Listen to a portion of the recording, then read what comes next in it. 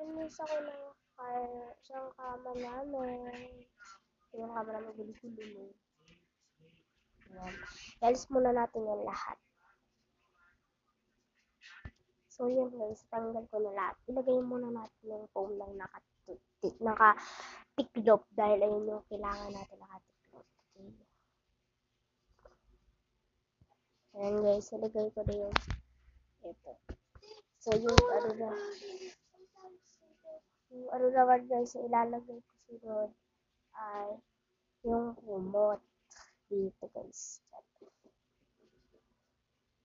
Yan guys, nalagay ko na yung mga kumot. Yan.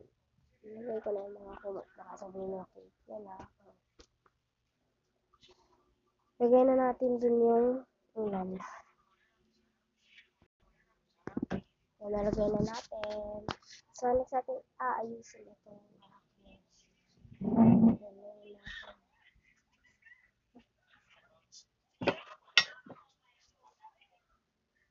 Recorded at